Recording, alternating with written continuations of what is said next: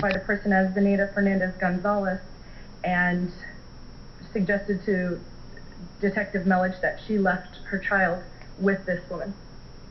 And did that require a separate and distinct act on behalf of law enforcement to investigate? It did, Your Honor. However, I would assert that the reaction based on the violation isn't how we measure this. How we measure if there was one instance, one particular criminal act that wasn't broken up temporally, we look not at the resulting conduct of the police department. What we look at is the conduct of Miss Anthony and the temporal aspects of her statements as required under this Hamel decision. And count 6. Yes, Your Honor. What was she alleged to have done in count 6? During the same interview on the 16th with Detective Melich on that 16th day of July in 2008, the allegation and the conviction is based on Miss Anthony informing Detective Melich that she identified a Jeffrey Michael Hopkins and a Juliette Lewis, that she had told them of the disappearance of her child. However, we reassert that there's a materiality issue related to this particular charge, and again assert that this is out of the same instance of conduct. And count 7. Count 7, Your Honor, this is the same interview that we've been discussing to Detective Melich, and this allegation is based on Miss Anthony asserting that she received a phone call from Kaylee Marie Anthony. Just a second, since you just provided these cases to me, let me read them right quick to see if I have any additional questions. Yes, sir. Before I hear from the state of Florida.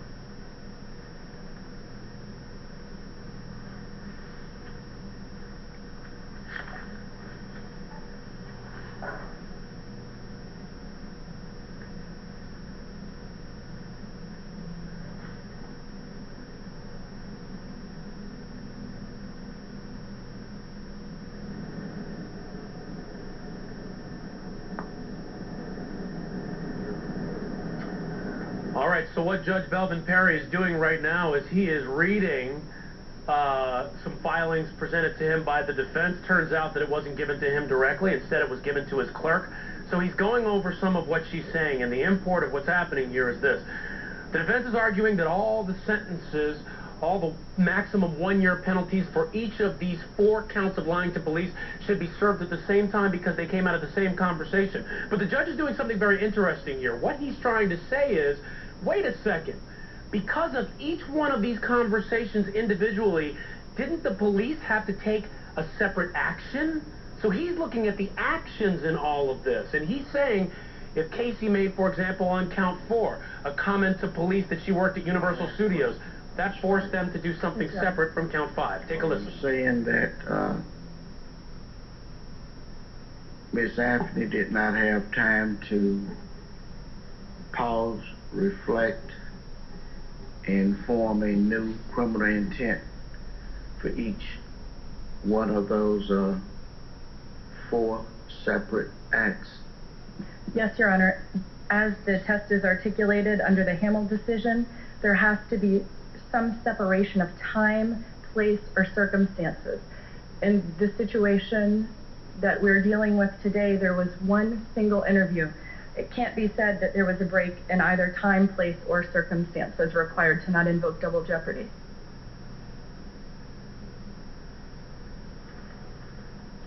Thank you, Ms. Frank. Thank you, Your Honor.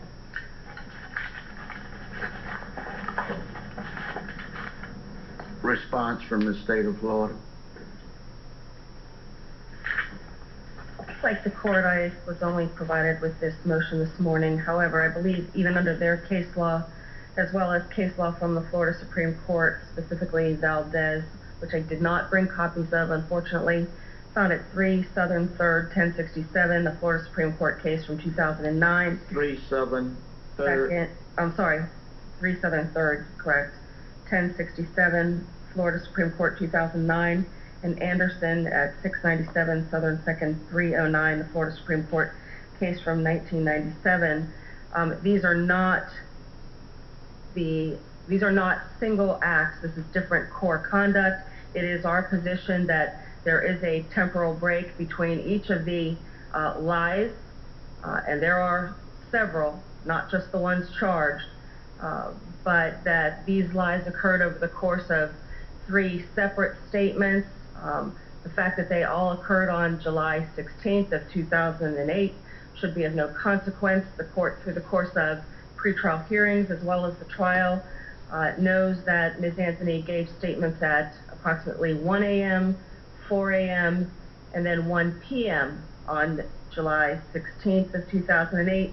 Each of the lies are material to the issues that were investigated by the Sheriff's Office as a result of the lies. Each were intended to mislead law enforcement and to send them, as Ms. Anthony herself at the end of the final statement indicated, on a wild goose chase.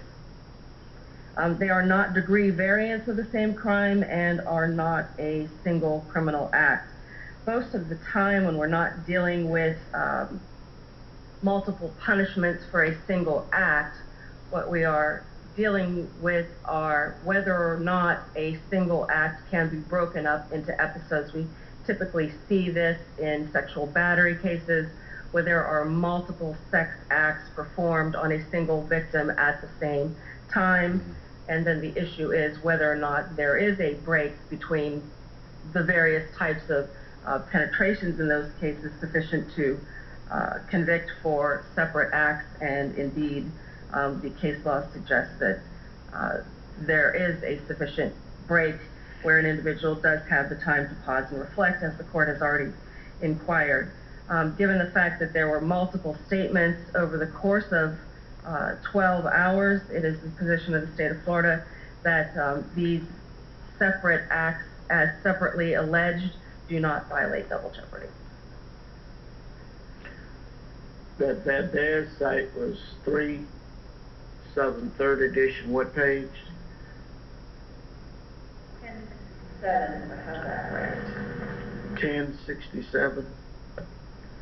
1067. I do have a copy. This is the situation where an individual was charged with 2 different counts for 1 act of shooting. Would the court like my copy? Yes, please. Just a second.